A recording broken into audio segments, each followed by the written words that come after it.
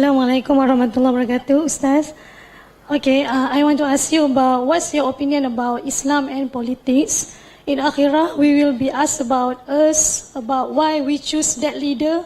Because Malaysia will have general election. We have two parties. One party defend and bring Islam. Second party is defend and bring the nation and race and Malaysia. What's your opinion? Well, I don't know anything about Malaysian politics. No, just... But I do have a lot of opinions about Islam and politics.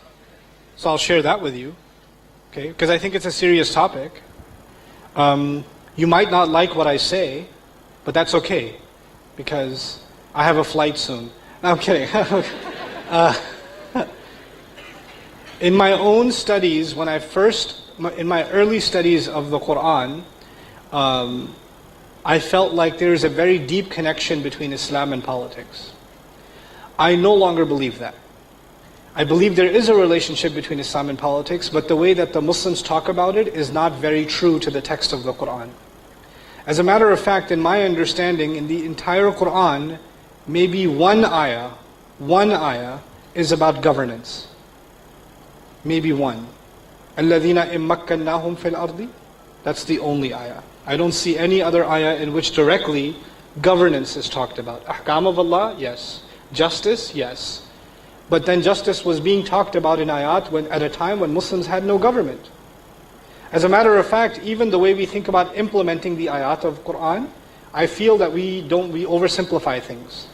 For example, how many times have you heard, if Allah said it, you must do it? Right? Simple. Allah said it, you must do it. The ayat of Hajj came in Medina, in Baqarah, early Madani ayat. All the ayat are early, before Badr even, some of them. Did the Muslims do Hajj? No. They did Hajj many years later. They were reciting the ayat of Hajj and the manasik and all, but they weren't doing it. Why aren't they doing what Allah said? It's not time yet. It's not time. So we have this kind of, I argue, an extreme view of how Islam is applied. Okay? As far as citizenship is concerned, I won't comment on your politics or what party and what candidate, or who's Islamic and who's not Islamic. I would argue that your responsibility as a citizen is to look at the rights of all citizens, not just the Muslim citizens, and to look at the candidates that are best for the nation. What is best for Islam is not the same as what is best for the nation. What is best for Islam is at a community level and at a larger level. Right? But we often assume, that's what I was saying, we think Islam is top down, not bottom up. The vast majority of Islam is bottom up. You can have the most Islamic government and still the most un-Islamic society. And that still means nothing to Allah Azza wa Jalla. It means nothing. You understand what I'm saying? So I think we've over-politicized, I feel, Islam, and I don't think that's the right place for it. In the way that we've used it, at least anyway. I think when it comes to politics, our religion emphasizes basically principles. Justice, transparency, ensuring the rights of others. It's not actually about implementing, we're going to shut down all the stores in Ramadan. Or we're going to make sure the women that don't wear hijab, or something else. Or we're going to burn all the liquor stores. Where? When did that happen in Islamic history? Study the Islamic empires of Granada, and the Andalusia, and they were multicultural, multi-religious, open societies, and they lived by Islam.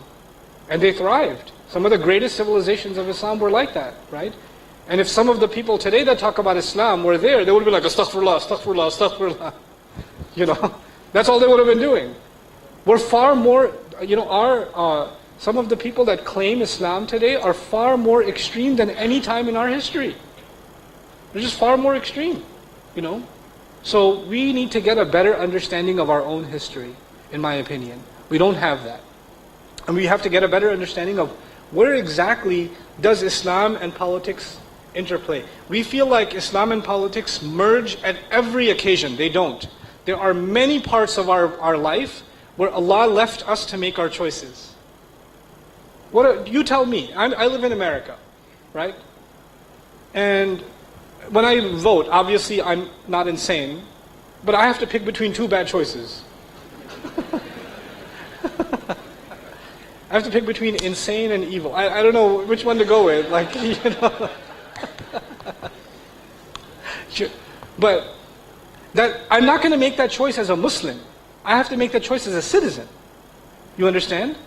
And my choice is not the Islamic choice.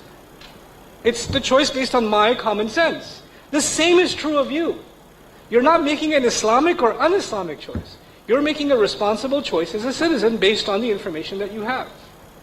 So I feel that Islam is unnecessarily pushed into this space, and it creates a lot of disaster. Because what happens then is, people are made to feel like, if you vote for this one, you are less Islamic.